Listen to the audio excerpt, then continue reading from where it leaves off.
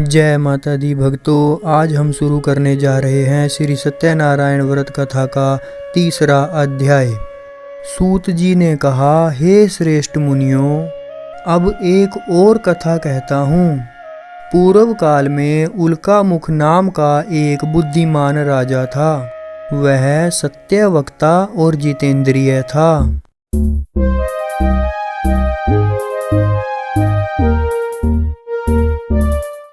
वह प्रतिदिन देव स्थानों पर जाता और उनको धन देकर उनके कष्ट दूर करता था। उसकी पत्नी सुंदर और सती साध्वी थी। भद्रशिला नदी के तट पर उन दोनों ने श्री सत्यनारायण भगवान जी का व्रत किया। उस समय वहाँ एक साधु नामक वैश्य आया। उसके पास व्यापार के लिए बहुत सा धन था। राजा को व्रत करते देख उसने विनय के साथ पूछा, हे राजन, भक्ति युक्त चित्त से आप यह क्या कर रहे हैं? मेरी सुनने की इच्छा है। कृपया आप मुझे भी बताइए। महाराज उल्कामुख ने कहा, हे साधु वैश्य, मैं अपने बंधु बांधुओं के साथ पुत्र आदि की प्राप्ति के लिए महाशक्तिमान सत्यनारायण भगवान का व्रत व पूजन कर रहा हूँ। राजा के वचन सुनकर साधु नामक वैश्य ने आदर से कहा, हे राजन, मुझे भी इसका सब विधान बताइए। मैं भी आपके कथानुसार इस व्रत को करूँगा। मेरे यहाँ भी कोई संतान नहीं है। मुझे विश्वास है कि इससे निश्चय ही मेरे यहाँ भी संतान होगी। राजा से सब विधान सुन व्यापार से निवृत्त हो वह वैश्य खुशी खुशी अपने घर आया। वैश्य ने अपनी पत्नी लीलावती से संतान देने वाले उस व्रत का समाचार सुनाया और प्रण किया कि जब मेरे यहाँ पर संतान होगी तो मैं भी व्रत को करूँगा। एक दिन उसकी पत्नी लीलावती सांसारिक धर्म में प्रवृत्त होकर गर्भवती हो गई। 10वें महीने में उसने एक सुंदर कन्या को जन्म दिया। कन्या का नाम कलावती रखा गया। इसके बाद लीलावती ने अपने पति को स्मरण दिलाया कि आपने जो भगवान का व्रत करने का संकल्प किया था, अब आप उसे पूरा कीजिए। साधु वैश्य ने कहा, हे प्रिय, मैं कन्या के विवाह पर इस व्रत को करूँगा। इस प्रकार अपनी पत्नी को आश्वासन दे वह व्यापार करने के लिए चला गया। काफ़ी दिनों पश्चात वह लौटा तो उसने नगर में सखियों के साथ अपनी पुत्री को खेलते देखा। वैश्य ने तत्काल एक दूत को बुलाकर कहा कि उसकी पुत्री के लिए कोई सुयोग्य वर की तलाश करो। साधु नामक वैश्य की आज्ञा पाकर दूत कंचन नगर पहुंचा और उनकी पुत्री के लिए एक सुयोग्य वणिक पुत्र ले आया। वणिक पुत्र को देखकर साधु नामक वैश्य ने अपने बंधु बांधुओं सहित प्रसन्नचित्त होकर अपनी पुत्री का विवाह उसके साथ कर दिया। वैश्य विवाह के समय भी सत्यनारायण भगवान का व्रत करना भूल गया। इस पर श्री सत्यनारायण भगवान क्रोधित हो गए। उन्होंने इस पर वैश्य को श्राप दिया कि तुम्हें दारुण दुख प्राप्त होगा।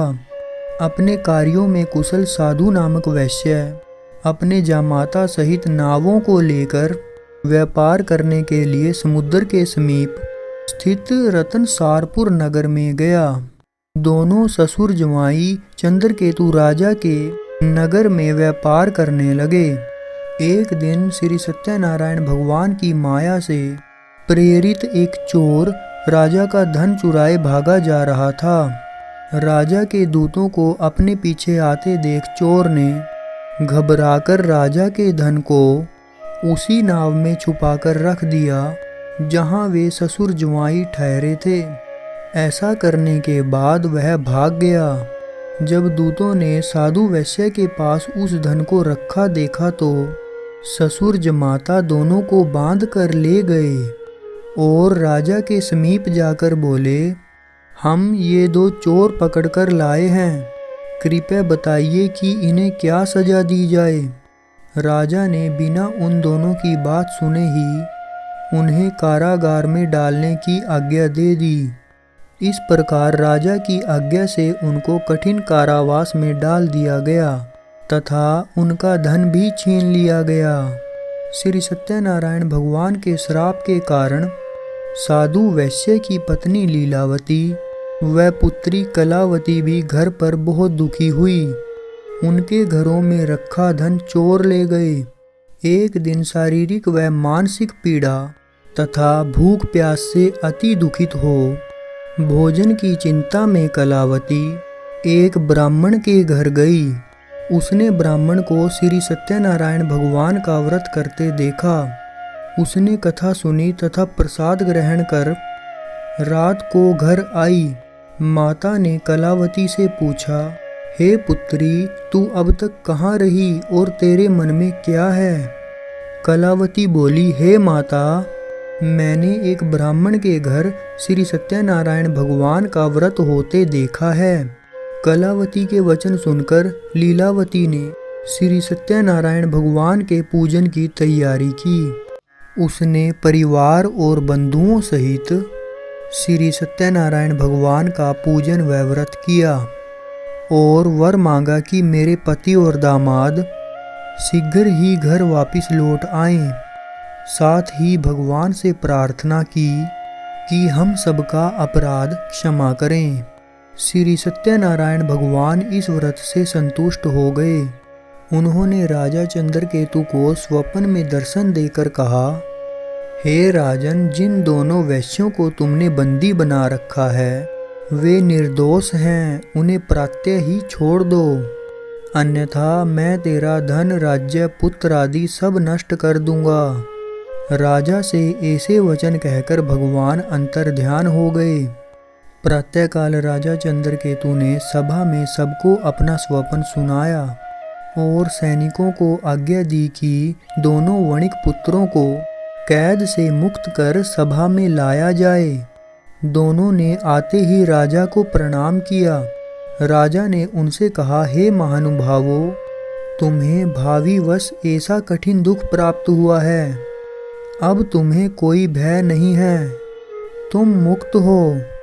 ऐसा कहकर राजा ने उनको नए नए वस्त्र और आभूषण पहनवाए तथा उनका जितना धन लिया था उससे दुगना लौटाकर आदर से विदा किया।